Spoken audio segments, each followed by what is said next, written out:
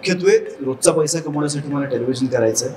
मला एक छान आर्काइव्ह व्हॅल्यू क्रिएट व्हावी म्हणून मला फिल्म्स आणि वेबसिरीज करायच्या आहेत आणि माझी तालीम होत राहावी, रियाज होत राहावं याच्यासाठी मी नाटक करायचं आहे. आता मी इतक्या वर्षांनी सूर्याचीपल्या नाटकाच्या परत बसवायला गेले तेव्हा 2 दिवस मला काही सुधरे ना. अनेकदा हल्लीच्या टेलिव्हिजन क्षेत्रात तर मी नक्की बघितलं की लेखक किंवा त्यांचा असिस्टंट सेटवरच येत नाहीत, तेव्हा त्यांना तिथली जॉग्राफीच माहिती नसते सेटची. ही रेटिंग नाहीये याचा अर्थ तुमची गोष्ट वीक आहे, तुमचे कलाकार वीक आहेत. गोष्टीची गरज अशीही माणसं आहेत आणि त्यांचीही गोष्ट ऐका. बापरे, खूप कौतुक झालं.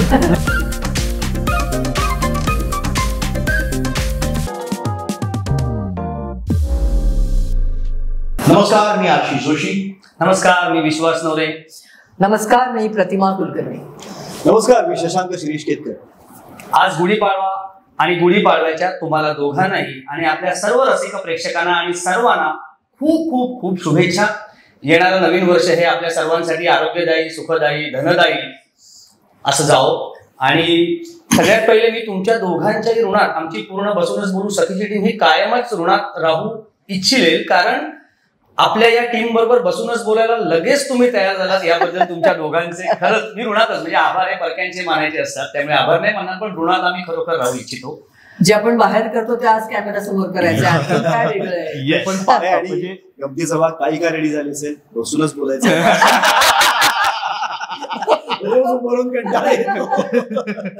तर ज्या प्रेमापोटी आज तुम्ही दोघे खरोखर इथे आले, असेच आपल्यावरती म्हणजे कलाकारांवरती अत्यंतिक प्रेम करणारे आमचे काही गिफ्टिंग पार्टनर्स आहेत, ज्यांच्याकडनं काही भेटवस्तू त्यांनी पाठवलेल्या आहेत तुमच्यासाठी. त्या पहिले आपण देऊया आणि मग पुढच्या कार्यक्रमाकडे बोलूया. येस, पहिलं गिफ्ट आहे आपलं कल्याणच्या महिला गृह उद्योजक आहेत अन्नपूर्णा फूड्स हे त्यांचं प्रॉडक्ट्स आहेत. त्यांचे अरे वा, दे तू.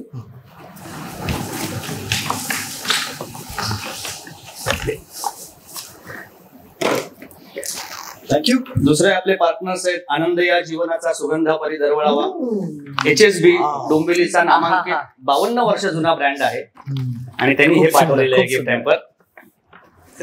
नाईस. भरपूर आहे. तिसरे आहेत आपले yes thank you aura essential bath आणि ब्युटी बॉडी प्रॉडक्ट्स त्यांचे आहेत, त्यांच्याकडनं ही एक आठवण भेट तुमच्यासाठी. सगळ्यांना मनापासून धन्यवाद. येस, आमच्याकडून. Yes, thank you thank you so much. Thank you. वर्षाची सुरुवात तर मस्त झाली. येस. आताच मी जसं म्हटलं की येणारं नवीन वर्ष म्हणजे आजपासून चालू झालेलं वर्ष हे भरभराटीचं प्रत्येकासाठी जावं. आणि आता आपण 4 माणसं जी एकमेकांच्या समोर बसलेलो आहोत, ती ज्या मालिकेत आपण एकत्र काम करतोय, उद्या किंवा परवा त्या मालिकेचा 1000वा भाग प्रदर्शित होतोय. सगळ्यांचंच अभिनंदन.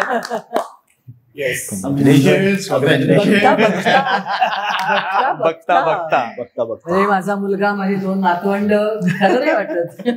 येस शशांक, सो या प्रवासाकडे तू कसा काय बघतो? कारण ह्याच्या आधी तू अनेक हिट मालिका दिल्या आहेत. म्हणजे शशांक केतकर म्हटल्यानंतर मालिका हिट झालीच पाहिजे आणि हे खरोखर म्हणजे अगदी मनापासून बोलतोय, प्रेक्षकांनाही माहिती आहे याबद्दल. पण आतापर्यंतची माझ्या अंदाजाने तुझी कुठचीही अशी मालिका नसेल की जी कदाचित 1000 भागाच्या टप्प्यापर्यंत गेलेली आहे. आणि आता आपली ही मालिका म्हणजे आपल्या सगळ्यांच्याच आयुष्यातला हा खूप महत्वाचा क्षण आहे की सगळेजण आपण अनेक वर्ष किंवा काही वर्ष जे काम करतोय, अशी कुठलीच मालिका नव्हती की जी 1000 भाग पूर्ण झालेली होती आणि आपल्या मालिकेच्या उद्या परवा होत आहे. येस, कसा बघतोयस या प्रवासात? ह्यामध्ये अजून एक गोष्ट अशी की हा प्रचंड कन्सिस्टंट आहे ह्या बाबतीत. म्हणजे एक सिरियल 555 एपिसोड, एक 808 आणि आता ही 1000. ही कन्सिस्टन्सी काहीतरी वेगळी आहे. इथे मी एक सांगते की मला जेव्हा फोन आला ना की असं अशी सिरियल आहे आणि तू करशील का, म्हणजे कोण आहे त्याच्यात, तर त्यांनी 2 नावं सांगितली, सुलेखा तळवलकर आणि शशांक केतकर. म्हटलं चला ही 2 नावं आहेत म्हणजे काहीतरी स्टँडर्ड आहे आणि म्हणून म्हटलं. आणि नंतर मी जेव्हा ऑफिसमध्ये गेले तेव्हा मला अशीच भेटली. त्याच्यामुळे अरे वा, सगळी आपलीच मंडळी आहे, आपण नंतर भेटलो.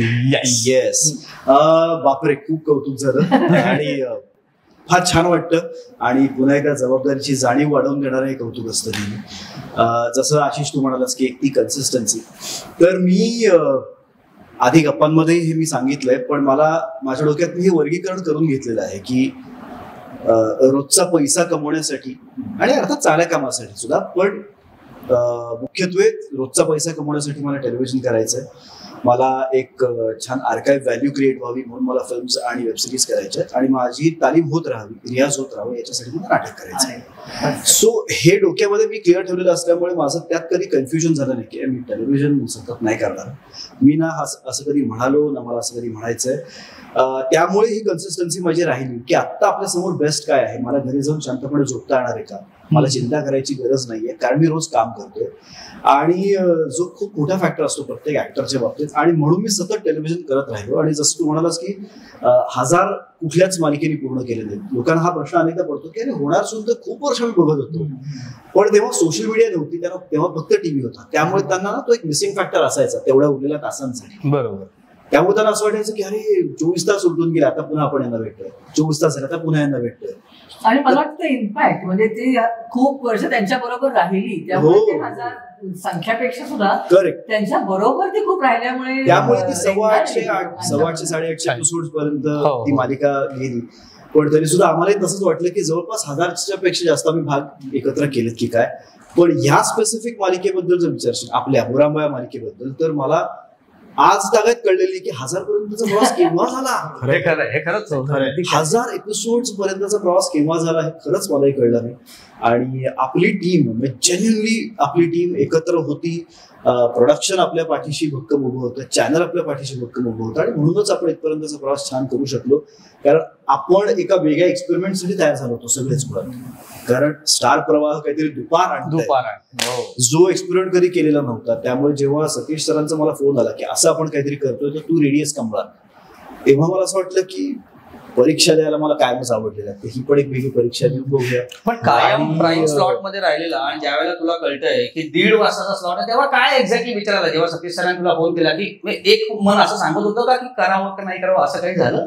नाही, मी क्लिअर होतो या बाबतीत. कारण त्या संध्याकाळच्या टाइम स्लॉटच्या सगळ्या गर्दीमध्ये असण्यापेक्षा त्यांना जे सिद्ध करायचंय की आम्ही एक नंबर 1 वाहिनी आहोत, तर यावरचा हा स्लॉट सुद्धा आम्ही नंबर 1 करू शकतो आणि आम्ही केलेला हा एक्सपेरिमेंट सुद्धा वर्क होऊ शकतो, याच्यासाठी जर ते मला निवडत असतील तर ही मला असं वाटतं की खूप मोठी अपॉर्च्युनिटी आहे की मी हे सिद्ध करून दाखवेन की चला मला तुम्ही दुपारी टाका तरी पण मी तुम्हाला एक चांगली गोष्ट देऊ शकेन, डिलिव्हर करू शकेन. आणि ईश्वर कृपेनं आणि प्रेक्षकांच्या प्रेमामुळे आणि आपल्या टीममुळे मला असं वाटतं की ते आपण अचीव्ह करू शकतो. आणि माझं बरोबर याच्या उल्लेख झाला. म्हणजे मला जेव्हा फोन आला असं सतीश राजवाडे यांचाच की करशील का, त्या मला सांगता अरे बापरे. पण एक गोष्ट मला नेहमी वाटायची की हे मी जेव्हा डिरेक्टर म्हणून काम करायचं टेलिव्हिजनमध्ये तेव्हा ही नटमंडळी त्यांना पॅकअप म्हणल्यानंतर अशी घरी जायची तेव्हा मला खूप हेवा वाटायचा की अरे ह्यांना उद्याच्या शेड्यूलची चिंता नाही, चिंता नाही, चॅनल काय म्हणेल माहित नाही, काही पॅकअप म्हणलं की घरी जातात. मला त्याच्यानंतर पॅकअप नंतर आजची त्या दिवसभराची रिव्ह्यू मीटिंग, उद्याची प्री शूट मीटिंग आणि शिवाय चॅनल करणार, तर मला असा जन्माला यावा आणि नट व्हावा. त्यामुळे मला केव्हा तरी करायची होती. पण जेव्हा मला कळलं दुपारच्या मला असं बरं झालं, हे फार लोक नाही बघणार, आपण हे काय जे नवीन करणार आपल्यातच आहे, आपण गुपचूप करतोय असं एक फिलिंग आलं. त्यामुळे मला ते 1.5 वाजता दुपारीचं स्लॉट हे आवडलं. मी विचार करत होतो की घेत असताना वाटलं होतं की हे 1000 एपिसोड होते, बिकॉज आय थिंक तुम्ही जास्त कॅमिओज किंवा स्पेशल अपिअरन्सेस किंवा कमी एपिसोड्स वगैरे रोल्स आणि हे असं तुम्ही केलंय. आता एक असा फुल फ्लेजेड रोल सिलेक्ट करताना वाटलं होतं का की हे इतका काळ किंवा तुमच्या डोक्यामध्ये एखादी डेडलाईन सेट होती का की हे? मला वाटलं वर्षभर चालेल, सिरियल आणखीन किती चालणार. म्हणजे मी असा फार अभ्यास करून विचार करून काहीच करून बघूया असं एक मनात होतं. आणि जसं शशांक म्हणाला तसं की पैसे मिळवणं पण महत्वाचं आहेच, कारण मी ज्या पद्धतीचं काम क्रिएट करते, मेकर म्हणून मी जे करते त्याला फार कमी मागणी आहे. त्याच्यामुळे एक डे टू डे पैशासाठी काहीतरी करायचं आहेच. जे आपण ऐकतो की त्याच्यासाठी पैसे गोळा करतात वगैरे, अशी वेळ आपल्यावरती कधी आली नाही पाहिजे. आणि म्हटलं दिस इज अ गॉड सेंड, आपल्याला अशी एक ऑपॉर्च्युनिटी मिळतीये, पण वर्षभरापेक्षा जास्त चालेल असं मला अजिबात वाटलं नाही. आणि जर मला कोणी सांगितलं असं की 3 वर्ष 1000 एपिसोड चालणार आहे तर कदाचित मी घाबरून नाही म्हणाले. म्हणजे आता शशांक म्हणाल आपल्याला सगळ्यांना माहिती की बघता बघता हे 3 वर्ष गेलेली आहेत आणि आपण खूप आनंदात घालवलेली आहेत. म्हणजे माझ्या एक डिस्ग्रंटल्ड ऍक्टर पासून ते हॅपी ऍक्टर पर्यंत माझं ट्रान्झिशनही झालेलं आहे. बरोबर. म्हणजे आता मला असं कधी कधी वाटतं की ह्याच्यानंतर काय करायचं, म्हणजे मला चस्का पण लागलाय का मला हे खूप आवडतंय, थोडासा मेंटल आळस आहे. हे ऐकून बरं वाटलंय की आपल्या प्रोजेक्टमुळे प्रतिमाताईंना आता अजून रोल्स करायचे आहेत आणि अजून एपिसोड्स करायचे आहेत. नाही, कारण आम्ही त्या प्रश्नाकडे येणार होतो, पण शेवटी तू आई आहेस, तू सगळंच मनातलं ओळखतेस मुलांच्या, त्यामुळे तू ते सगळेच प्रश्न आले आणि त्याची उत्तरं पण देऊन टाकली. पण नाही हरकत नाही, पण माझ्या वया एवढा प्रदीर्घ अनुभव तुला आहे. 51 वर्ष माझंही आता तितकंच चालू आहे. माझं वयच निम्म अनुभव सोडून तर निर्माती, लेखिका, दिग्दर्शिका आणि आता अभिनेत्री, सो ह्याच्यामधलं 4 मधलं नक्की आता 3 वर्ष सातत्याने करतेस म्हटल्यानंतर आम्हाला असं वाटायला लागलं की आता या क्षेत्रात तू कायमची आम्हाला हवी आहेस, जी याच्या आधी हवी होतीस.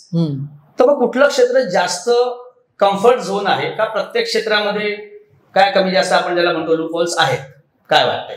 याची 2 वेगवेगळी उत्तरे असू शकतात. एक खूप फ्रिव्हलस की लेखन करताना दिग्दर्शन आवडते, दिग्दर्शकांना करताना अभिनय आवडतो. निर्माती होणं मला कधी आवडलं नाही, आणि मी जेव्हा झाले तेव्हा गरजेपोटी झाले.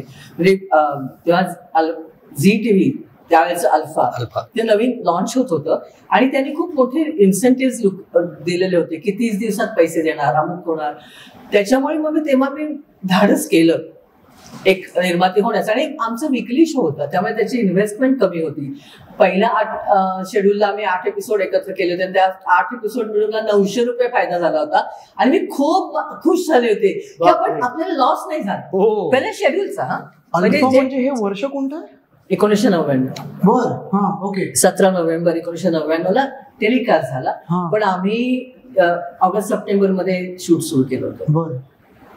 तर निर्माती मी गरजेपोटी झाले, त्याच्यानंतर दूरदर्शनसाठी काही केलं. पण लेखन करताना सगळ्यात जास्त त्रास होतो, कारण तुम्ही काहीच नसतं तिथे तुम्ही माणसं निर्माण करता. आणि माझी लेखनाची पद्धत स्टोरी, स्क्रीन प्ले, डायलॉग असं नाहीये. मला डोळ्यासमोर दिसतं की अक्षय आला, मग तरी आजीशी भांडला, मग तिकडे अमुक केलं, मग रमाकांतला म्हणतो जाऊ दे ना, मग अभिषेकची काहीतरी भंकस केली, हे मला दिसतं. मला आता तो कशासाठी आला आणि कुठे जाणार हे मला माहित नसतं, ते आपोआप घडतं. तर त्याच्यामुळे जरी माहित नसतं मी म्हटलं तरी खूप स्ट्रेस असतो डोक्याला. मला एक आठवते, मी लाईफलाईन लिहित असताना एक गाडी येते, हॉस्पिटलच्या दारात उभी राहते. हे मी लिहिलं तेव्हा मला गाडीतून कोण उतरणार आहे माहित नव्हतं.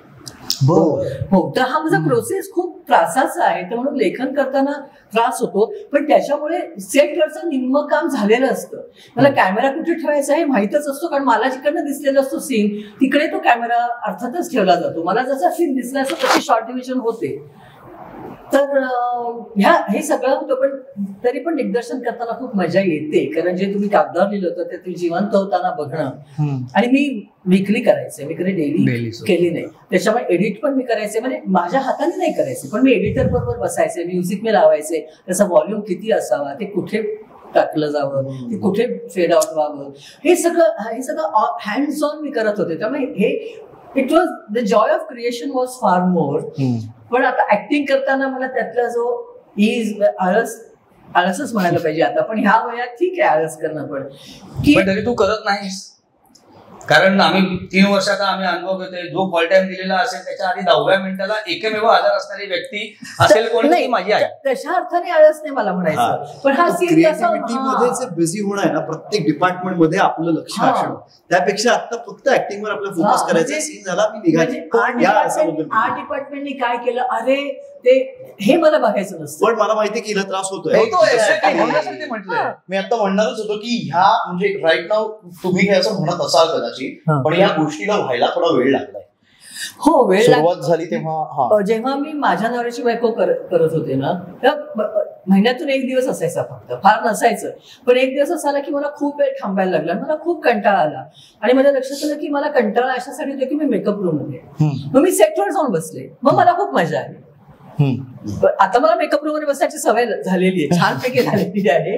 पण आपण सगळ्यामध्ये इन्व्हॉल्व्ह न होणं पण आता मला थोडं आवडायला लागलंय. आता मी इतके वर्षांनी सूर्याची आपल्या नाटकाच्या परत बसवायला गेले तेव्हा 2 दिवस मला काही सुधरे ना. आणि मला कळे ना की असं का होतंय. मग माझ्या लक्षात आलं की इथे कसं झालं, सुशांत सरवाले इथे बस की बसायचं, इकडनं ये की यायचं, फार फार तर काय थोडी उशिरा येऊ का, थोडी आधी येऊ का, थोडं हे वाक्य ऍड करू, एवढंच, बाकी डोक्याला ताप नाही. आता तिकडे जाऊन ह्या नटाला सांगायचंय की हे असं करा, हे असं करा, इकडे थोडा तर 2 दिवस जरा मला स्वतःला द्यावे लागले. मग तिसऱ्या दिवशी पासून परत बॅक टू नॉर्मल. नाही पण तरी एखादा सीन आल्यानंतर त्याच्यावरती एका लेखिकेच्या नजरेने बघणं आणि विचार करणं हे आय थिंक होतच. कारण काय आपण एखादा सीन वाचल्यानंतर की हे वाक्य का आहे, हे असं का आहे, ह्या सगळ्या गोष्टी होतात. किंवा दिग्दर्शिकेच्या नजरेने जे आमचं सुद्धा होतच की आपण का करतोय पण हे, किंवा एखादा ट्रॅक असा का आहे, किंवा आता हा कॅरेक्टर हे का बोलतोय, किंवा त्याचा मूड हा असा का आहे. तू म्हणाला होतास की एखाद्या दिवशी सिरियलचं शूट झाल्यानंतर तू घरी जाऊन जरा सॅटिस्फॅक्शन झोपू शकतो, पण त्याच वेळेला एखादं शूट संपल्यानंतर किंवा शूट करत असताना डिससॅटिस्फाईड शशांक सुद्धा होतो का? अनेकदा होतो. अनेकदा होतो.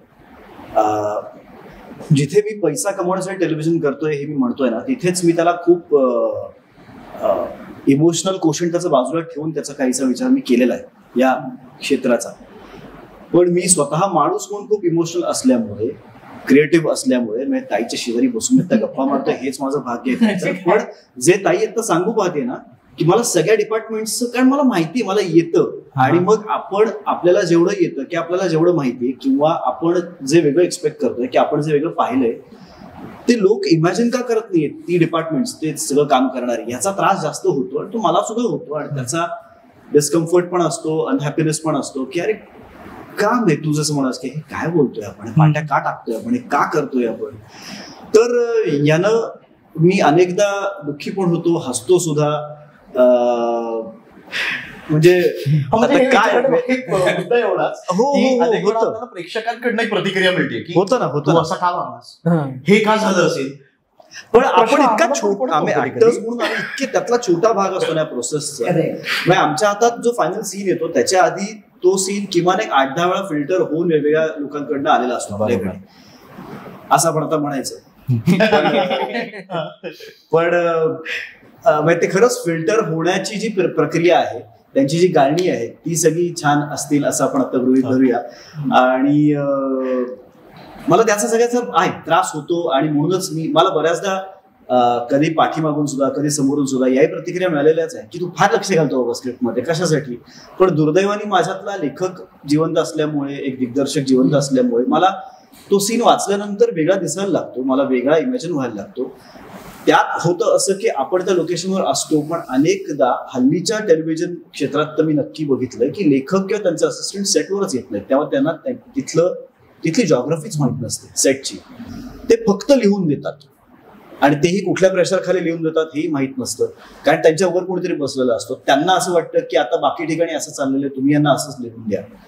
तर तो खूप मोठा विषय आहे. आणि मग असं सगळं फिल्टर होत होत होत होत आपल्याकडे एक सीन येतो ज्यातनं आपल्याला एक आपल्याला जो अर्थबोध होतो त्यातनं आपण काहीतरी मांडू पाहतो, आणि त्यातनं एक अख्ख्या सीन मध्ये मला असं वाटतं की 4च वाक्य असतात जो गाभा असतो त्या सीनचा.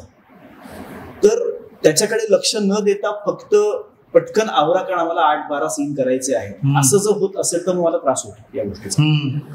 पण टफ इंडस्ट्री म्हणजे आता सध्या इट इज वेळ खूप कमी आहे ना, we are constantly racing against time. हो ना, कारण ती करायला पाहिजे, ते खरं पण आहे ना, तेवढे सीन त्यांना करायला हवेच आहेत, हे त्यांचं कंपल्शन पण आहे. दिग्दर्शकाला टेलिव्हिजनचं हे पटतही नसेल की हे असं त्याला आपण जे पाठ टाकणं म्हणतोय ते करावं, हे त्या दिग्दर्शकांना सुद्धा पटत नसेल. पण माझ्या नशिबाने ना आपल्याकडे 3 वर्ष मला कोणी पाट्या टाकताना कधीच नाही, कुठचंच डिपार्टमेंट आपल्याकडे पाट्या नाही. हा, म्हणजे मला हे आवर्जून सांगायचंय की आम्ही फक्त मुरंबाबद्दल बोलत नाही, टेलिव्हिजन इंडस्ट्री या क्षेत्राबद्दल आपण आता मोरलेस बोलतोय. करेक्ट. तर हे ट्रान्झिशन तुम्हाला कसं वाटतंय पण मग, कारण की जिथे गोईंग फॉर क्रिएटिव्ह म्हणजे अशी आठवड्यातनं एकच दिवस दिसणारी, ज्याच्या कथानकावर एवढा विचार केलाय, ज्याच्या पात्रांवर तेवढा विचार केलाय. म्हणजे मला ऍक्च्युली एक एक्सपिरियन्स सांगायचा आहे की तुमचं आमचं सेम असतं. ह्या सिरियलमुळे पहिले खरी तर आपली ओळख झाली, आणि त्याच्या सुरुवातीला तो शो सेट करत असताना जेव्हा तुम्ही डिरेक्शन करत होता त्या सिरियलचं, तेव्हा एका दिवसाला किती सीन्स होणार आहेत यावर लक्ष नव्हतं. ते कॅरेक्टर हे इतकं महत्वाचं होतं तुमच्यासाठी की एखादा सीन हा जर का त्याच्यावरती म्हणजे असेल कदाचित हार्डली 1.5-2 मिनिटाचा सीन, पण त्यावर जर का 4-5 तास जर का आत्ता गेले तर हरकत नाहीये, पण ते पात्र. पण आपण ते वर्कशॉप पण केलं होतं, त्याच्यामुळे त्या वर्कशॉप मध्ये सुद्धा आपण भरपूर वेळ घेतला होता पात्र व्यक्तिरेखा उभ्या करण्यात. हो, त्या वर्कशॉपच्या पलीकडे जाऊन आपण जेव्हा शूट सुरू केलं तेव्हा सुद्धा त्या पात्रावरती काम करणं. सो ती थॉट प्रोसेस असताना जेव्हा आता जर का आपण बघायला गेलो तर मग कदाचित सिरियल सुरू व्हायच्या आधी एखादी स्टोरी लाईन असते जी टेलिकास्ट सुरू झाल्यानंतर 1-2 आठवड्यांमध्ये ती स्टोरी लाईन परत राहते, तशीच टिकते नाही टिकत आपल्याला माहित नाही, किंवा ती एका वेगळ्या वळणावरती जाते. आणि आता जिकडे आपल्याला आठवड्याला 7 दिवस शूट करायचं, रविवारचा पण आता टेलिकास्ट चालू आठवड्यापासून हे टेलिव्हिजनचं किंवा आपल्या मालिके मधलं झालेलं ट्रान्झिशन हे तुम्हाला कसं वाटतंय? एवढा म्हणजे जेव्हा मी विचार केला करत होते ना तेव्हा मला त्रास व्हायचा, कारण मला टेलिव्हिजन हे माझं माध्यम वाटतं. जरी मला नाटक डिरेक्ट करायला खूप आवडतं, नाटकात काम करायला खूप आवडतं, फिल्म मला ज्या मी 2 केल्या लहान मुलाच्या त्या पण करताना खूप आवडलं, पण ऍज अ मेकर मला टेलिव्हिजन हे माझं माध्यम वाटतं. कारण खूप सावकाश उलगडत जाणारी एक कथा असते, त्या पात्रांचं काय होतं, त्यांचं इंटरॅक्शन काय होतं. म्हणजे आता हा शशांकचं जे पात्र अक्षय, आता आपल्या सगळ्यांना माहितीये पण लोकांसाठी, की एक न आवडणारी मुलगी घरात येते आणि मग हळूहळू त्यांच्यात प्रेम उमलत जातं. ते कसं उमलत जातं, काय त्यांच्यात असं होतं का, आता आपण ज्या टप्प्याला आलोय त्याच्यात त्या दोघांमधलं स्पिरिच्युअल कनेक्शन किती जबरदस्त आहे.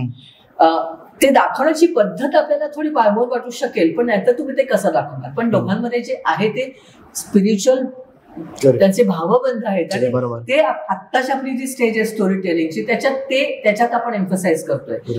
ते टेलिव्हिजन हे माझं माध्यम आहे आणि मला असं वाटतं की अरे आणि आता मी त्याच्यात फार नाही काम करू शकत, कारण माझ्या पद्धतीचं लिखाण आणि माझ्या म्हणजे मला 26 एपिसोड किंवा आता आपण किती 30 एपिसोड करणार हे म्हणजे ताकद नाहीये, कोणा एका माणसाची नाहीच आहे. आताचं जे टेलिव्हिजन आहे असेंब्ली लाईन प्रोडक्शन आहे ना, की एकाने बाटली भरायची, दुसऱ्याने झाकण लावायचं, तिसऱ्याने घट्ट करायचं, चौथ्याने डब्यात भरायचं, आणि हे ह्याला गत्यंतर नाहीये.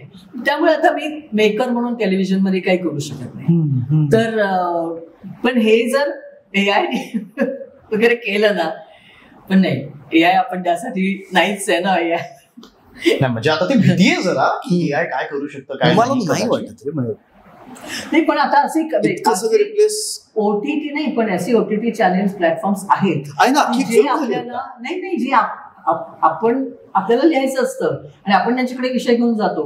थांबा AIच्या मताप्रमाणे ही तुमची स्टोरी अशी पुढे जायला पाहिजे, हे AI आपल्याला डिक्टेट नाही करायला पाहिजे. मला ते कदाचित एखाद्या वेळेस भीतीदायक वाटतं, कारण किती नाही म्हणायला गेलो तरी क्रिएटिव्हिटी एखाद्या लेखकाकडनं येणार आहे आणि किंवा एखाद्या आर्टिफिशियल इंटेलिजन्स कडनं येणारी, याच्यामध्ये खूप फरक असणार. आत्ताचा सध्या कदाचित ते आकडेवारी हा हिशोब असतो. तेच झालेलं आहे ना रे. मी आपणच परवा जर बोलत होतो, मी आता हाच सिनारिओ इमॅजिन कर, एखादी क्रिकेट लीग आहे आणि तिकडे विराट कोहली आणि हार्दिक पांड्याच्या ऐवजी रोबोट्स आहेत त्यांच्या नावाचे आता, आणि त्याच्यावरती तुम्ही पैसे लावलेले आहेत आणि ते रोबोट्स आता तुमच्याकडे शॉट्स मारणार आहेत. तर ते त्यातलं जानच निघून गेली ना रे, त्या खेळातलं जे इमोशन आहे ते निघून गेलं. तेच होईल आपल्या क्षेत्रातलं. जर आपल्या ऐवजी रोबोट्स तुम्ही उभे केलेत तिकडे, तर ते जे इमोट करणं आहे, ते माणसाचं भावविश्व जे आहे ते त्या रोबोला भावविश्व नाहीये, त्याच्या आयुष्यात अनुभव नाहीये. आपल्या आयुष्यात ऍक्टर्स म्हणून, इंडिव्हिज्युअल माणसं म्हणून आपल्या आयुष्यात खूप अनुभव असतात, जे आपण काही ना काही प्रमाणात आपल्या पात्रात वापरत असतो, ते झिरपत असतं. आपल्याला नवीन काहीतरी आपल्यामध्ये येत असतं, हे होणार नाही, सगळं वृक्ष होऊन जाईल. त्यामुळे टेक्नॉलॉजीचा सुद्धा किती शिरकाव करू द्यायचा आपल्या अशा क्षेत्रात स्पेसिफिकली, हे खरंच ठरवणं गरजेचं आहे. म्हणजे गाड्या कितीही बनवल्या तुम्ही उद्या रोबोटनी सगळं वापरून, तरी तुम्हाला एका पॉइंटला त्या सीटचं शिवण करायला त्या बायका तिथे लागतातच. तुमचं ते लेदरचं हे करायला, हे लावायला, तुमचे काय हँडल्स लावायला, ह्याच्यासाठी त्या बायका पुरुष लागणारच आहेत. मास्क लागलेली शेवटी विकायला आणि ते रिबीन कापायला, आणि ह्याला माणसंच लागणार आहे तुम्हाला गाडी डिलिव्हर करताना, आणि ते चालवायलाही माणसंच लागणार आहे. नाहीतर मग जे माणसं वृत्तीमध्ये आहेत ना की ज्यांना निर्णय घेण्याची ज्यांची क्षमता आहे आणि क्षमता त्या खुर्चीत आहेत की ज्यांनी निर्णय घ्यायचा त्यांनी फार जागरूकपणे हे सगळं याच्याकडे बघायला पाहिजे आणि ठरवायला पाहिजे. त्यांनी हे ठरवायला पाहिजे की मला AI कुठपर्यंत नाही जायचंय. मला असं वाटतं की आता हे खूप कोरडं झालं.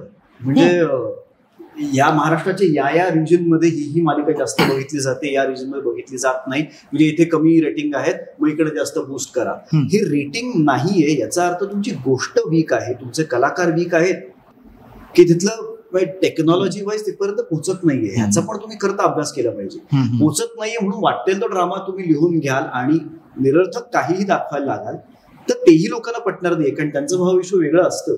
बरोबर. ते टेलिव्हिजन असं नाही मला म्हणायचं, पण एकंदरीतच आपल्याकडे ना यश मिळालं तर त्याचं विश्लेषण का मिळालं हे करत नाहीत. अपयश आलं तरी त्याचं विश्लेषण करत. बरोबर. म्हणजे एक असा प्रोड्युसर मला भेटला, भेजा फ्राय सिनेमा येऊन गेल्यानंतर भेजा फ्रायचं बजेट होतं 65 लाख आणि त्यांनी काही कोटींचा बिझनेस केला. त्याच्यानंतर मला मराठी माणूस हिंदी सिनेमा करायचा होता त्याला, ते त्यांनी मला सांगितलं की आपलं बजेट 65 लाख आहे आणि आपल्याला म्हणजे त्याला असं वाटत होतं का की 65 लाखाचं बजेट असलं की सिनेमा यशस्वी होतो. हे मी तो कसं बोलतीये, पण तरी सुद्धा भेजा फ्राय का यशस्वी झाला याचा विचार कधीच झाला नाही. बरोबर. याचं विश्लेषण झालं नाही. त्याच्यामुळे सक्सेस अँड फेल्युअर्स ऑट टू बी अनलाइज्ड. एक्झॅक्टली. सो आता AI हा खूप जरा आय गेस खूपच एक्स्ट्रीम थॉट झाला की ते आहे का नाही, पण कदाचित आत्ताच्या मालिकांवरती विचार तसा केला जातोय असं आहे का? कारण आपण आठवायला जर गेलो तर प्रपंच किंवा आभाळमाया, वादळवाट, 405 आनंदवन किंवा जुन्या अगदी श्वेतांबरापासून जर आपण काढल्या तेव्हा रादर मी म्हणतो जास्त प्रोग्रेसिव्ह होत्या मालिका. बरोबर. तेव्हा हे प्रेशर नव्हतं ना. एक्झॅक्टली. तेव्हा लेखकांना फ्री हँड होता आणि लेखकांवरती विश्वास ठेवला जायचा असं मला जाणवतंय. तेव्हा लेखकाची गोष्ट ऐकली जायची, लेखकाला काय म्हणायचंय हे ऐकलं जायचं. त्यामुळे तू एक वेगळं काहीतरी लिहून आणतोयस, तू वेगळं लिहून आणतोयस, ह्या वेगळं लिहून आणतायत. 3 फ्लेवरच्या वेगळ्या मालिका चॅनलकडे आल्या, ते त्यांनी त्यांच्यावर विश्वास ठेवून केलं, जे आज फार कमी होतं असं मला वाटतं. म्हणजे एकाच चॅनलवरती सुद्धा सेम स्टोरी असणाऱ्या 4 मालिका आहेत. बरोबर. वेगळे चॅनल्स तर सोडूनच दे. मला आठवतंय की एक अगदी स्पष्ट बोलायचं तर प्रमोद महाजन जेव्हा गेले, मला वाटतं 2005 साली असं मला वाटलं, त्यावेळेला त्यांची पूर्ण अंत्ययात्रा अगदी चिता पेठेपर्यंत, मग राहुल महाजन चितेभोवती फिरतोय हे सगळं दाखवलं गेलं आणि ते खूप लोकांनी पाहिलं. लगेच त्याच्यानंतर पुढच्या काही आठवड्याभरात किंवा 10 दिवसात 3 मालिकांमध्ये चिता दाखवली. तर त्यांनी प्रमोद महाजनशी रिलेट केलं तर मला माहित नाही, पण मी विचार केला की का बाबा 3 मालिका. पण एकात तर असं होतं की पहिल्यांदा जी दाखवली सगळी अंत्ययात्रा ते स्वप्न होतं, स्वप्न म्हणजे ते इमॅजिनेशन होतं आणि नंतर प्रत्यक्षात परत तसंच घडलं. आणि एका आठवड्यात तेव्हा मला असं वाटलं की बहुतेक हे म्हणजे मी रिलेट केलं की हे प्रमोद महाजनांच्या अंत्ययात्रेमुळे आणि त्याला जो TRP मिळाला खूप वाईट आहे, पण ते प्रेमाने बघितलं होतं ना. एक आपला आवडता माणूस, आवडता नेता, अरे ते गेले आणि ते त्याच्यामुळे लगेच लोकांनी असं दाखवलं. तर हे खूप भीषण आहे. तुमच्याकडे सांगायला दुसरं काही नाहीये, काही लोकांनी बघावं म्हणून तुम्ही. पण हे काय आता ह्याच्याबद्दल आपण सगळीकडेच चाललंय ना. म्हणजे एखाद्या मालिकेत एखादा कुठचा ट्रॅक समजा चालला, वन झाला, जसं आपण म्हणतो की एखादी निगेटिव्ह आली कोणी त्या मालिकेमध्ये 300-400 एपिसोड नंतर ते चाललंय ना, लगेच त्याचे पडसाद दुसऱ्या मालिकेमध्ये हल्ली दिसतात. इकडे बाई प्रेग्नंट आहे तर लगेच तिकडे झालीच पाहिजे प्रेग्नंट. सो हे कुठेतरी हे जे ट्रान्झिशन हा जो मगाशी म्हणाला की मग का म्हणजे लिखाणाचा दर्जा म्हणण्यापेक्षा तो का दर्जेदार लिखाणच नकोय आता प्रेक्षकांच्या दृष्टिकोनातून. म्हणजे आम्हाला खरं प्रेक्षकांनाही प्रश्न विचारावा असं वाटतं. त्यांना प्रॉडक्ट बनवायचंय ना. आता जास्तीत जास्त लोक बघतील आणि जास्तीत जास्त कॉर्पोरेट झालेलं आहे त्याच्यामुळे दॅट मेकिंग अ प्रॉडक्ट. म्हणून चितेवरती पण सरणावरती असलेली एक व्यक्ती किंवा त्या तिरडीवरती असलेली एक व्यक्ती जिवंत होते आणि हा सीनला TRP येतो म्हणजे हे केवढं दुर्दैव आहे. म्हणजे मग आणि हे 2025 मध्ये बायकांना स्पेसिफिकली पटतंय हे त्याहून दुर्दैवी वाटतं मला. नाही बायकांना पटतं हे नाही, पटत नाही. ते फक्त भावनेने बघतात त्याच्याकडे. कुठल्या पण ह्या भावना ह्याच्यात काय काय भावना? एक मेलेली बाई जिवंत झाली नाही यात गेलेली कसली बाई भावना जिवंत असेल? नाही, ती मेली म्हणून रडणं आणि ते जिवंत झाली, हे जी भावनेचं किंवा वर खाली होणं आहे ना, हिच्या पेल्यात मी विष घातलं आणि ही कशी तडफडली हे बघण्यात बायकांना काय सुख मिळतं. ती तडफडी बघण्यात सुख मिळत नसेल, की मी हे करू शकत किती नाही. वाईट आहे, बघितलंही किती वाईट आहे, का मी हे करू शकत नाही असं दुःख आहे. ते आता ते हा म्हणजे बघायला मला पाहिजे. यातलं क्रूर भावना नेमकी समजत नाही की यांना हे आवडतं का. हे आपणच बोलतोय आणि Exactly. आपण आपल्या कामावर प्रेम करतो आणि आपण समोर उभं राहून बघू शकतो आपल्या कामाकडे म्हणून आपण बोलू शकतोय. आणि हॅव्हिंग सेड दॅट टेलिव्हिजनवरती प्रचंड मर्यादा आहे, त्यामुळे त्यांचाही खूप मोठा नाईलाज आहे. हेही मला कळतं की त्यांना एका पर्टिक्युलर मर्यादेच्या पुढे नाही दाखवत आहे. याच्या पलीकडे कोणत्या कशा काय अनेक आहेत ना रे. म्हणजे तुझं SNPचं जर डॉक्युमेंट कधी वाचलं असेल तर त्याच्यात कुठल्या रंगांबद्दल बोलायचं आणि कुठल्या रंगांबद्दल बोलायचं नाही हेही मेन्शन केलेलं आहे. कुठल्या जातींबद्दल बोलायचं कुठल्या जातींबद्दल बोलायचं नाही हेही लिहिलेलं आहे. कुठले स्पेसिफिक शब्द बोलायचे कुठले शब्द बोलायचे नाही हेही स्पेसिफिक लिहिलेलं आहे. बरोबर. आताच अमोल कोल्हेंचा एक व्हिडिओ आलाय, त्याच्यात त्यांनी आता छावाचं जे चाललंय त्याच्यात ते म्हणे की स्वराज्य रक्षक संभाजी ही जी माझी सिरियल होती त्याच्यात मी काही दृश्य दाखवली नाहीत तर माझ्यावरती असा आरोप करण्यात आला की तुम्ही काही गुळगुळीतपणे इतिहास बदलला, गुळगुळीतपणे दाखवलं. तर त्यांनी त्या अगदी फोड करून सांगितलेलं आहे की मला का हे दाखवता आलं नाही, मला नुसतंच एक तापलेला सुराका सळई घेऊन माणूस जातो हे दाखवता येतं. तिकडे जाऊन त्यांनी काय केलंय टेलिव्हिजनमध्ये मी नाही दाखवू शकत कारण 2 वर्षाचं मूल पण ते बघ. बरोबर.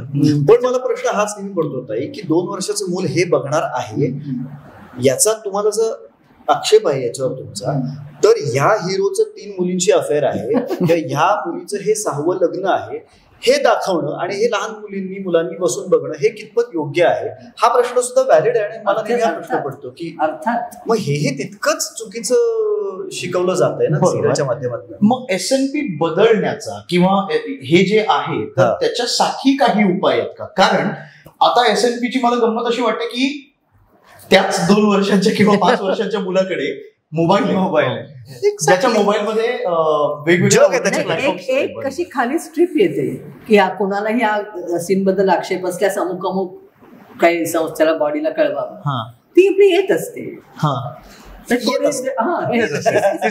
डिस्क्लेमर कसा असतो की आमचा काही संबंध नाही, तर तुम्ही डिस्क्लेमर लावलात की युअर सेफ. पण आपल्या मालिकांच्या आधी येते ना की ही सगळी पात्र काल्पनिक आहेत आणि याचा जीवित किंवा मृत व्यक्तीशी कुठलाही हे येतच की मग नाही. पण तो इम्पॅक्ट आहे ना, आता जर कोणाचे डोळे काढल्याचा जर सीन असेल तर तो जो इम्पॅक्ट आहे तो खूप वेगळा आहे. आणि मान्य नाही म्हणजे इम्पॅक्ट इतकं अरे ते एजवर आता म्हणजे एक मुलगा 3 मुलींवर प्रेम करतोय पण तो एका वेळेला एका बरोबरच नक्की एक्झॅक्टली पडद्यावरती काय करताना दिसतोय हाचा इम्पॅक्ट वेगळा असतो. आणि अख्खा ओव्हरऑल 3 वर्षाच्या स्टोरीमध्ये त्याचे आज ही झाली मग उद्या ती झाली हे वेगळं असतं. त्या क्षणी ते मूल खेळताना काय बघतं मान्य म्हणजे असं मी त्यांची बाजूने मला असं माझा अंदाज आहे. पण मग मला असं वाटतं की आपल्या टेलिव्हिजनवरती होणाऱ्या मालिकांना काही उगाच नाहक लिमिटेशन्स किंवा रेस्ट्रिक्शन्स आहेत का? कारण रामायण हे आपण ते तुम्ही ब्रिटिश एक ते होते त्यांचं नाव घेतलं होतं मला एकदा. रामायण आहे महाभारत, पीटर ब्रूक यांचं महाभारत पण आपण एका पद्धतीने बघतो. त्याच्या एका वेगळ्या पद्धतीचं महाभारत आपण एकता कपूरने प्रोड्यूस केलेलं आपण पाहतो. आणि आपल्याला मधलं तर आपल्याला माहितीच आहे जे आपण लहान असताना बघायचो ते. किंवा रामायण हे आपण लहान असताना जे बघायचो त्याच एक वेगळं स्वरूप आपण मध्यंतरी खूप मोठ्या पडद्यावरती पाहिलं. बरोबर. आता ती आली, ती टेलिकास्ट झाली, त्या दिग्दर्शकाचं एक विजन होतं जे त्याने मांडलं. लोकांना नाही आवडली तर मग ती मूवी नाही चालली, आवडली तर चालली वगैरे किंवा जे काय. तर आता ह्या म्हणजे हे तर आपण आणि तरी देवांबद्दल बोलतोय किंवा देवांशी रिलेटेड गोष्टींबद्दल बोलतोय. सिमिलरली अशा पण वेगवेगळ्या गोष्टी आहेत जसं आता आपल्या इंडिपेंडन्सशी रिलेटेड किंवा माझ्या मते भगत सिंग ह्या पात्रावरती ह्या म्हणजे व्यक्तीवरती 3 मूव्हीज आल्या. भगत सिंग वरती 3 मूव्ही त्याच पिरियडमध्ये तिन्ही फिल्म. बरोबर. सो 3 वेगवेगळे विजन्स होते ते. बरोबर. मग माझं म्हणणं हे आहे की एका मूव्हीमध्ये एखादी घटना किंवा एखादी गोष्ट ही वेगवेगळ्या विजनने दाखवली जाऊ शकते. ती कधी कधी जरा एक्स्ट्रीम असेल जसं आपण ते काय आता छावा जसं बऱ्यापैकी ग्राफिक व्हिज्युअल्स आहेत किंवा काही, पण त्याच्यामुळे ऍक्च्युली संभाजी महाराजांची गोष्ट समोर येते की त्यांना काय काय यातना झाल्या. बरोबर. आणि ऍट द सेम टाइम एखादा डिरेक्टर हा कदाचित तेवढं ग्राफिक न करता तो एका वेगळ्या पद्धतीने दाखवेल. अर्थात मग ते आपण मालिकेशी रिलेटेड का नाही दाखवू शकत की एखादी गोष्ट एका दिग्दर्शकाच्या तेच दाखवलं ना. अमोल कोल्हेने तेच सांगितलं ना की मला प्रत्यक्ष डोळे काढणं वगैरे दाखवणं शक्य नव्हतं, म्हणून मी ते सजेस्टिव्ह पद्धतीने की घटना तर कळली पण ती दृश्य स्वरूपात किती दाखवायची याच्यावरती रिस्ट्रिक्शन. जिथे SNP चे आहेतच काही त्या गाईडलाईन्स, तर हे का? कारण काय आता छावा सुद्धा एखादा मुलगा जाऊन बघू शकतोच आणि त्याला मग काही नाही SNP ला धरूनच त्याने SNPचंच कारण देऊन सांगितलं की मी दाखवलं, मला दाखवता आलं नाही. हा ते अमोल कोल्हे. मुळातच माझं म्हणणं आहे की टेलिव्हिजनला ते उगाच काही नाहक रेस्ट्रिक्शन्स आहेत का?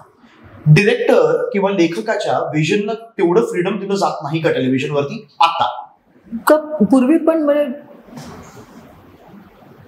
नाही, मला याचं उत्तर नाही देता येणार, पण नाहक असं नाही म्हणणार मी, कारण OTT वरती आपण बघतो ना की खूप काही दाखवतात आणि केवळ OTT वरती हे फ्रीडम आहे आणि म्हणून परत तेच की OTT ह्याच्यामुळे चालतं असं वाटून त्याचाच खूप भडीमार करणारे पण माणसं असतात. लेसर देयर इज ऑलवेज एक काहीतरी आलं की there is always a troop of lesser people who want to imitate the wrong things. त्याच्यामुळे आपण एक आदर्श धरून चालतोय की ह्यांनी असं असं दाखवलं, पण तेच वेगळ्या पद्धतीने दाखवता येत नाही का? तर दाखवता येतं. पण याच्यातच त्याचा प्रश्न आणि त्याचं उत्तर सुद्धा आहे किंवा वेगळ्या पद्धतीने दाखवता येतं, तर मग ती पद्धत एखाद्याने जर आजमावी की मला दाखवायचंय, ब्लडशेड दाखवायचंय, मला ती हाणामारी आणि खून आणि रक्तपात हा दाखवायचा आहे, असा एखाद्याचा टेक असेल तर त्याला बंधनं का घालायची असा तुझा प्रश्न. बरोबर. पण television is not for that man असं मला म्हणायचंय, कारण टेलिव्हिजन शेवटी तुमच्या घरात नाही. मला तरी वाटतं की नाही असं टेक सिनेमामध्ये पण सेन्सॉर बोर्ड आहे ना, किती दाखवायची ब्लडशेड, हे फक्त OTT वरच होऊ शकतं. मला असं वाटतं की टेलिव्हिजन मध्ये घरासाठी नाही. मला स्पेसिफिक जर आता हे ट्रान्झॅक्शन आणि याच्याबद्दल तुझं विचारत असेल तर एकतर 2025 मध्ये सुद्धा अजून इतकं रिस्ट्रिक्टेड आपण टेलिव्हिजन क्षेत्रात वागतोय, याच्याशी मी थोडासा दुमत नक्कीच असेल माझं की गरज नाहीये, तुम्ही थोडंसं बोल्ड होऊ शकता. ऍट द सेम टाइम 3 वेगळी माध्यमं आपल्याकडे आहेत, हीच आपल्याकडे खूप छान लिबर्टी आहे. म्हणजे एखाद्यांना जर स्टेजवरच्या कथाकथनाचे आणि पत्रवाचनाचे कार्यक्रम बघायचं तर त्यांनी ते बघा, एखाद्याला जर काहीतरी मस्त जाऊन हसायचंय तर दामल्यांचं नाटक बघा, आणि एखाद्याला जाऊन जर काहीतरी धीरगंभीर असं बघायचं तर पृथ्वीचं जाऊन नाटक बघा. हे जसं एक वर्गीकरण आहे, पृथ्वीचं नाटक आपल्याकडे येऊन गडकरीला प्रयोग करणार नाहीत कदाचित. बरोबर. तर हाच एक सबकॉन्शियसली ठरवून घेतलेले जे नियम आहेत, मग माणसाच्या जगण्याचे असो किंवा ते आपल्या टेलिव्हिजनचे आणि हे सगळं दाखवण्याचे असो, तर त्या नियमांनुसार हे घडलेलं आहे. तर ह्या ट्रान्झिशन मध्ये मला असं वाटतं की आता जे आपण 7 दिवस टेलिकास्ट म्हणतोय, जे 6चा आता 7 करतायत, त्याऐवजी सगळ्या चॅनल्सचं एक बोर्ड तयार झालं पाहिजे, सगळ्या चॅनल्सचं, आणि त्या बोर्डने असं ठरवलं पाहिजे की आता टेलिव्हिजनला वाचवण्यासाठी जी काही वाताहत लागलेली आहे क्वालिटी वाईज, ती वाचवण्यासाठी आणि बेटरमेंटसाठी मंडे टू फ्रायडेच करा टेलिव्हिजनच्या सिरियल्स, आणि त्याच प्रोड्युसर्सना सॅटर्डे संडेचे असे स्लॉट्स द्या जिकडे ते वेबसिरीज सारखा कॉन्टेंट आणतील. मला ते थोडं निश ऑडियन्स, निश मेकरसाठी काहीतरी असायला पाहिजे, कारण ते तुमच्या वेगवेगळ्या प्लॅटफॉर्म्सवरती जर शिफ्ट होणारच आहेत, उद्या अमेझॉन आणि नेटफ्लिक्सवर ते जाणारच आहेत, वेबसिरीज बघणारच आहेत. बरोबर. तर मग अगदी तितकी क्रूरता नाही, कदाचित तितकी न्यूडिटी नाही, पण थोडासा बोल्ड कॉन्टेंट जो जे IT मध्ये काम करतात, जे आपल्या वयाची माणसं आहेत, जे त्यांना असंही बघायला आवडतं, नॉट नेसेसरी ग्राफिक पण वैचारिक, काहीतरी वेगळा विचार, काहीतरी आजच्या काळातलं, जिथे बाई पण स्ट्रॉंग आहे, जिथे काहीतरी वेगळं घडतंय, जे आजच्या काळात आपण रोज बघतोय आजूबाजूचा प्रॉब्लेम्स. असं नाहीये की देवासमोर देवा मी तुला वचन देते की म्हटलं की सगळे प्रॉब्लेम सुटतायत. बरोबर. तर हा काळ गेला, सरला हा काळ. वैचारिक दृष्ट्या हे हिंमत करायला पाहिजे, ग्राफिकली करायला पाहिजे की नाही याच्याबद्दल माझं जरा दुमत आहे. पण अगं त्याच घरात जातो म्हणून, पण घरातच बसून त्या मी टेलिव्हिजनच्या चॅनल्सवरून ऑफ करून मी नेटफ्लिक्स लावलं की मला तेच त्याच टीव्हीवर दिसणार आहे. हो, पण ते OTTचं आपण आता ते वेगळंच विश्व आहे, त्याच्यामुळे ते मुलं मोबाईलवर पण बघतात आणि ते थोडं, पण ज्या घरात मुलं लहान, मग त्या फॉर एक्झाम्पल असं जर काही दाखवलं तर तू ऋग्वेदला नाही दाखवणार ना. नाही, ऋग्वेद लहान आहे, तो 1800 झाल्यानंतर तू त्याला कदाचित ते आजारी देशील की तुला हवं ते बोल. पण म्हणजे मी मे एम टू ओल्ड, मला असं वाटतं की नाही, टेलिव्हिजन वरती अजून तेवढी सांगते ती ग्राफिक्स वैचारिक दृष्ट्या काही असू शकतं. मी विचारांविषयी मला काही म्हणायचं नाही. म्हणजे मी ग्राफिक म्हणजे मी असं नेसेसरीली नाही म्हणते की सगळीकडेच तसं, पण आता आपल्या इकडे म्हणजे कसं मालिकेमध्ये जर का रक्त हे दिसत असेल तर ते ब्लॅक अँड व्हाईट दिसतं. हे मला जरा असं वाटतं की स्ट्रेचिंग इट अ बिट. म्हणजे आपल्या SMP मध्ये असा नियम लिहिलेला आहे जो आता आय थिंक थोडा शिथिल झालाय की हिरो दारूचा ग्लास भरतो आहे ही प्रोसेस पूर्ण दाखवायची नाही. नाही, काही ठिकाणी तो तोंडालाही हा लिखित नियम आहे. बॉटल ओपन केली, ग्लास घेतला, बर्फ टाकला, पण तो हातात गेला तरी पिताना नाही दाखवायचा. दाखवायची आपण मुरंबामध्ये ते नाही करत, शिथिल केलंय आपण, पण हा नियम आहे त्याच्यात, हे नाही करायचं. बरोबर. हे मला चाइल्डिश वाटतं. की ती मुलं आपल्या वडिलांना पण घरात दारू पिताना बघत असतील, त्याच्यामुळे हे खूपच सोवळेपणा आहे.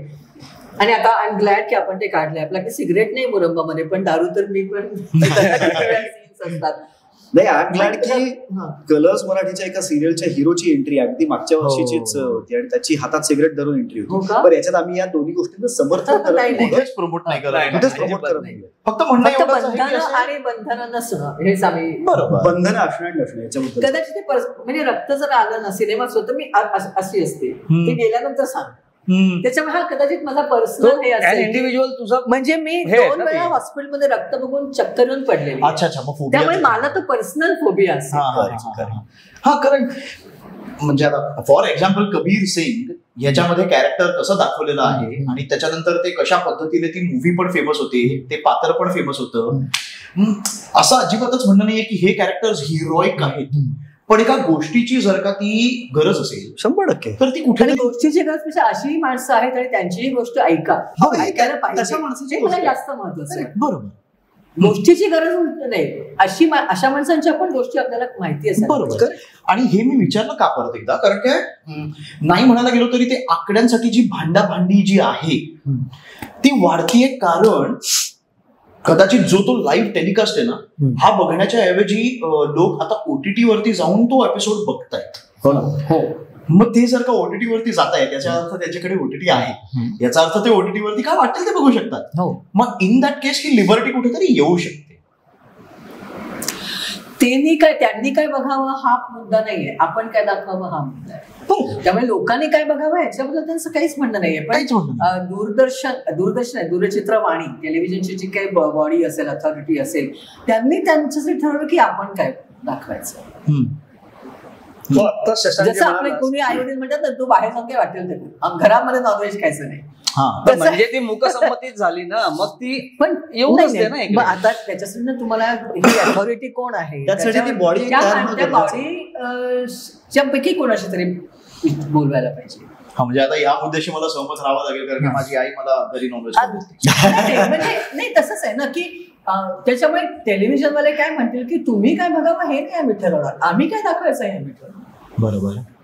तर त्याच्यामुळे इट इज दॅट फ्रॉम म्हणजे पुस्तकं, आता आपण पुस्तकाबद्दल जर बोलायचं गेलं तर किती गोल्ड पुस्तकं आहे, युद्धाची वर्णन करणारी अनेक पुस्तकं आहेत जी अगदी लहान वयापासून दिलेली आहेत की आई वडिलांनी हातात, किंवाच युद्धाची पुस्तकं आहेत. पण त्याचं जर चित्र स्वरूपात आपण हे बघायला गेलो तर ते हे नको बघू परिणाम होईल, तर ते इतकं ते सब्जेक्टिव्ह आणि असं एज वरती आहे ना हे सगळं, की काय म्हणजे चांगलं आणि काय म्हणजे वाईट. OTT मध्ये आता आपलं युट्यूब वरती आता जे स्टँडअप कॉमेडी चालू आहे ते घाण आहे. जे मला यंग असून मला नाही पटलं की तू कुठल्याही लेवलला जाऊन वाटेल ती कॉमेडी म्हणून नाही विकू शकत. कॉमेडीला सुद्धा काहीतरी एक सेन्स असला पाहिजे. मला खरं जेन्युइनली हसता आलं पाहिजे या सगळ्या गोष्टीला. ती कॉमेडी नाहीच आहे, ते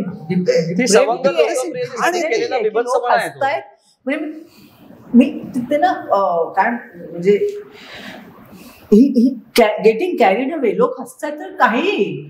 हा म्हणजे मी खरं सांगू, मला म्हणजे आता हे कदाचित खूपच विचित्र वाक्य असेल, पण तरी मला पहिले स्टँडअप कॉमेडियन आपले आय थिंक पु ल देशपांडे वाटतात. नाही खरं यांच्यासारखं निखळ समोर प्रेक्षक हजारोनी हसतंय. एक्झॅक्टली. आणि मला ती एक गंमत वाटते की ते तिथे कुठेतरी ते तसं बदललंय की ती स्टँडअप कॉमेडी ही सिच्युएशनल असायची, की ती गोष्टींवरती आणि काही कथांवरती ज्या फिक्शनल असतील, काही त्यांचे कदाचित खरंच अनुभव असतील आणि त्याच्यामध्ये ते खूप एका वेगळ्या पद्धतीने ते सगळ्यांना हसवू शकायचे, ज्याच्यामध्ये उगाच काही ऑफेन्सिव्ह स्टेटमेंट्स येत नसे, उगाच कोणावरती तरी म्हणजे मुद्दाम भाष्य करणं वगैरे असं नसे, जे आता रोस्ट कल्चर म्हणजे स्टँडअप कॉमेडी असं तसंच झालेलं आहे. सो तो स्टँडअप कॉमेडीचा प्रकार झालाय. खूप वर्षापूर्वी माझ्या एका मित्राने म्हटलं होतं, मग आता ह्याला पण निदान 25 वर्ष झाली आहेत, की काय आजकाल कॉमेडीमध्ये दुसऱ्याचा अपमान म्हणजे कॉमेडी झाली आहे. हे तेव्हा थोडंसं झालं होतं, आता ते इतकं भीषण पातळीपर्यंत नेऊन ठेवलेलं आहे. रोस्ट म्हणजे काय, त्यांना त्याच्यात काय आनंद वाटतो, ते एखादा डिफरन्स होऊ शकतो. आय एम शुअर की lives have been ruined by that. I am sure. अगदीच. शशांक, आता बोलता बोलता म्हणालास काही क्षणापूर्वी की आपल्या मराठी मालिका क्षेत्राला वाचवण्याकरता तुला असं नाही वाटत का आपण मग ही वरती जी काही बॉडी किंवा टीम जी बसलेली आहे, चॅनलचे हेड असतील, क्रिएटिव्ह असतील, यांनी हा विचार केला नसेल किंवा तुझं आधी मुळात हे स्टेटमेंट काय आहे की आता हळूहळू लयाकडे चाललंय मालिका विश्व, आत्ताचं जे मराठी आपण सगळं बघतोय किंवा बऱ्याच वेळा आपली या विषयावरती चर्चाही होते, पण कुठेतरी ह्या मालिका बघितल्याही जात आहेत ना रे. म्हणताना माझ्या नवऱ्याची बायकोमध्ये असं काय झालं किंवा इकडे असं काय झालं याच्यावरनं बायकाच शिव्या पण देतात, पण तुम्ही बघता ना, मग शेवटी तो रिमोट त्या प्रेक्षकांच्या हातात आहे. बरोबर. त्याच प्रेक्षकांना गंगाधर टिपरे आवडली होती, त्याच प्रेक्षकांना आभाळमाय आवडली होती, ज्याचे विषय, ज्याची हाताळणी आणि ज्यातली संवेदनशीलता ही लोकांना आवडली होती. याचा अर्थ तेही बघायला आवडेल. आज सगळ्या चॅनल्सलाच असं जर वाटू लागलेलं आहे की हे असं काहीतरी विभत्स दाखवलं कीच ते प्रेक्षकांना आवडते, पण तेच प्रेक्षक आपल्याला सोशल मीडियावरती कळवत असतात की आम्हाला नाही आवडत, पण चॅनल म्हणत असतात की हे लोकांना आवडते, लोक म्हणत असतात आम्हाला आवडत नाही. नेमकं आवडतं कोणाला? शेवटी आहे त्या टीआरपीची गणित जी आहेत, पण ती गणित, ही टीआरपीची गणित ऍड्स वरती येतात सगळी. कोणाला जास्त ऍड्स आहेत आणि कुठला ब्रँड तुम्हाला जास्त मिळतोय, कोणाचं जास्त बघितलं जातं. हल्ली तर असं झालेलं आहे, मी तर गमतीत असंच म्हणतो की इतक्या गोष्टी सेम आहेत की एकच गोष्ट सगळ्या ऍक्टर्सना द्या, एकाच सेटवर सगळ्या ऍक्टर्सना बोलवा, सगळ्यांकडनं सेम सीन करून घ्या, ज्यांना जे चेहरे बघायचं वाटतात त्यांनी ती मालिका बघा. इतकं सेम कसं असेल? अनेक मालिकांमध्ये मला हाचा अनेकदा प्रश्न पडतो की इतकं सेम का असेल. आणि ते जे मी म्हणालो होतो ना की वाचवण्यासाठी म्हणजे काय, 80s आणि 90s मध्ये मराठी सिनेमा, 80s 90s आणि काहीशा 2000च्या जवळ आलेले सिनेमे मराठीचे जर पाहायला गेलो ना आपण, तर फारसे बरेच सिनेमे नव्हते. ते फक्त येत होते बघ, प्रोड्युसर कोणीतरी आहे, एक साखर कारखानावाला आहे, एक शेतकरी आहे, किंवा तेव्हाच ते समोरच्याचा अपमान म्हणजे कॉमेडी हे त्याच काळात, त्या काळात ते सगळं सुरू झालं ना. तिकडे ती मराठी सिनेमाची दुर्दैवाने उतरती कळाची लागली की हे काही फार सिरियस बिझनेस करत नाहीयेत. हे जे एक आपल्यात झिरपत गेलं ना प्रेक्षकांमध्ये की मराठी सिनेमा हे काय काही दाखवतात, काही बघायचं, त्याला क्वालिटी नाही. At the same time Hindi पण बऱ्यापैकी पुढे चाललं होतं. त्या काळात हिंदी पण अनेक अशाच सिनेमांचं एक पेव आलं होतं की काही सिनेमे येतात, काही सिनेमे त्याला काही अर्थ नाही, घाणेरडे डान्स असायचे, घाणेरडे लिरिक्स असायचे प्रत्येक गाण्याचे. आणि बघता बघता बघता बघता मराठी सिनेमा इंडस्ट्री जी आहे ती नाही म्हटलं तरी बिझनेस नाही करते आज ती. तर ती अवस्था टेलिव्हिजनची होऊ नये अशी मला भीती वाटते की क्वालिटी कुठे आहे हे न बघता फक्त प्रोडक्ट्स जी बनवली जात आहेत तर यातनं जी विश्वासार्हता आहे ती जर हरवून बसली टेलिव्हिजन इंडस्ट्री, तर प्रेक्षकांचं याहीकडे लक्ष देणं कमी होईल की अरे हे काय असंच काहीतरी करतात. आणि असं करता करता करता करता त्याची बघण्याची काही संख्या कमी होऊ नये असा माझा. कारण चांगल्या मालिकाही आलेल्या होत्या पण त्या बघितल्या गेल्या नाहीत ना. ते शेवटी गणित काय ठरली की या मालिकेला टीआरपी नाही, 2 महिन्यात 3 महिन्यात ती बंद करून टाका. हे तर आता सद्यस्थितीमध्ये फारच भीषण आहे कोणाच्याही दृष्टिकोनातून, प्रोडक्शन असो किंवा आर्टिस्ट असो किंवा ओव्हरऑल युनिट. म्हणजे त्यांनी ती आरएनडी केली असेल की आता सध्या स्थितीमध्ये हाच पॅटर्न चालतोय. नाही मग त्याचं कारण मला असं वाटतं की मार्केट सर्वे जो जे करतात ना की ओटीटीचं मार्केट आणि टेलिव्हिजनचं मार्केट हे पूर्णपणे वेगळं आहे.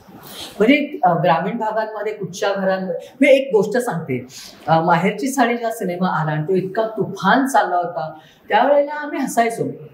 सॉरी टू से पण मी अजूनही तो सिनेमा पाहिलेला नाहीये, पण त्याच्यात काय आहे ते मला माहिती आहे. आणि आम्ही असायचो माहेरची साडी म्हणजे रडारड आणि अमुक.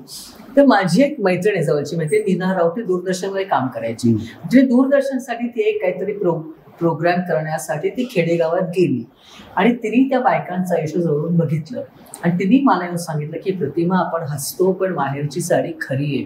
तिने मला डोळ्यात पाणी आणून सांगितलं की बायकांची अशी अवस्था आहे.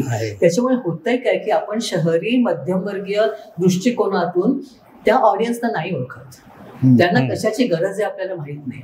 त्याच्यामुळे आपण जे सांगतो ते, म्हणून म्हटलं ना की तो माणूस मेला आणि तो जिवंत झाला, त्याच्यात तो मेला आणि जिवंत झाल्यापेक्षा सुद्धा दुःख आणि आनंद हायचं वाटणं, ह्या भावना त्यांना, they want to go through that, they want to experience that. मग त्याच्यामागे काय खुंटीवरती ते दुःख आणि तो आनंद टांगलाय, हे फक्त खुंटी आहे, ते फक्त एक एक्सक्यूज आहे.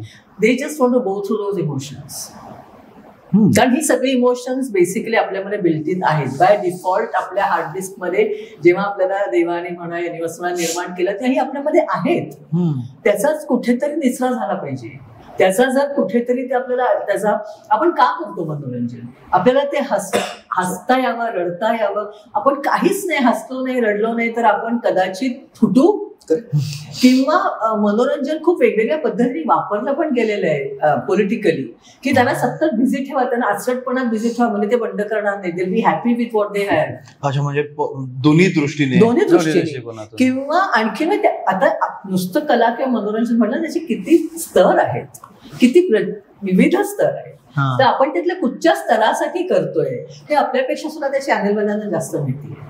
आणि त्यांना जर टीआरपी येत असेल त्याची कारणं असतील, ते आणखीन असं मोमेंटम मध्ये चालू राहतं इनर्शियामुळे, आणि मग ते एक दिवस बंद पडतं.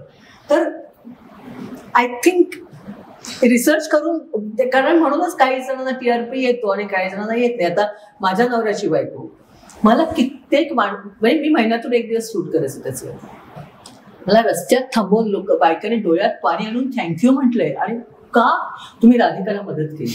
आता त्या बाईच्या आयुष्याशी काहीतरी तिचं नातं जडलं असेल की राधिका कशी नवऱ्याने अशी वागून सुद्धा राधिका उभी राहिली आपल्या पायावर. कदाचित तिचा नवरा तसा करत असेल किंवा तिला ते योग्य तो मान मिळत नसेल. तू गावची, तू शिकलेली नाहीस, तू अमुक आहे. त्या बाईला ती खूप रिलेट करत असेल राधिकाशी.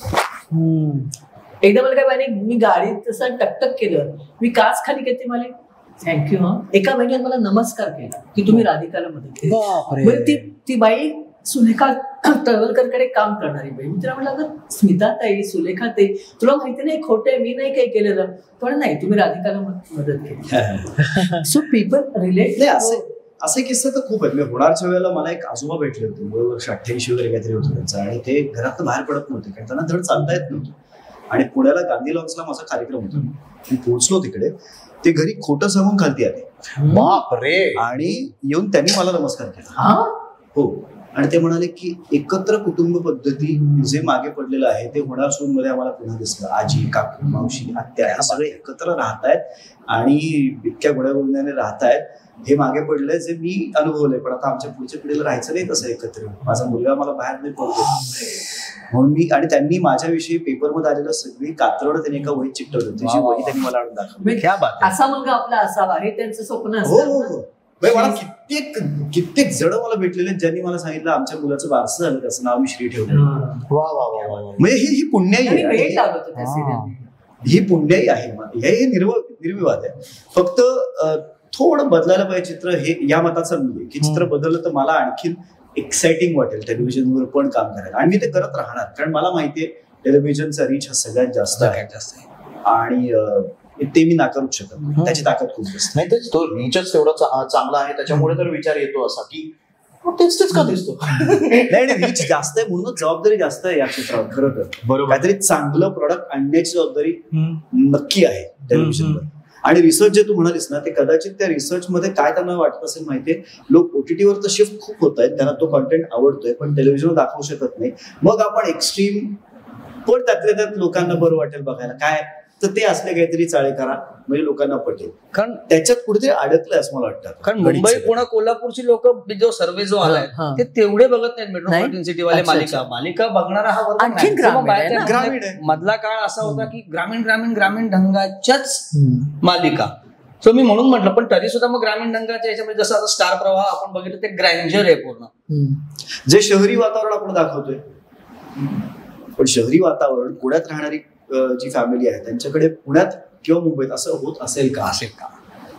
तर नसेल होत कदाचित. हा, मग मगाशी प्रतिमाताईंना तोच प्रश्न होता की ते लिखाण त्यावेळेचं तुमचं आणि आताचं हे जे काही चाललंय, मग इथे लिखाण पण येण्याची गरज आहे का? आहे याच्यात जाऊया का? तुम्ही आता पुन्हा एकदा आम्हाला निर्माते या रूपात नाही मी ज्या वेळेला कॉम्पिटिशन सुरू झाले ना त्यावेळेपासून मी काही केलेलं नाहीये. किंवा जेव्हा मी केलं अंकुर ती नाही चालली, ती 42 एपिसोड मध्ये बंद पडली. एक तर ती विकली होती त्यामुळे ती शेवटची विकली. अंकुर वॉज द लास्ट वीक. त्याच्यानंतर कधी विकली सिरियल आली नाही. त्याच्यात माझा कॉन्सेप्ट काय होता त्याचा की जिकडे अस्तित्व सिनेमा संपतो, जिकडे उंबरठा सिनेमा संपतो किंवा डॉल्स हाऊस संपतो तिथे माझी स्टोरी सुरू होत होती की ठीक आहे ती बाई घराबाहेर पडली, पुढे काय झालं तिचं.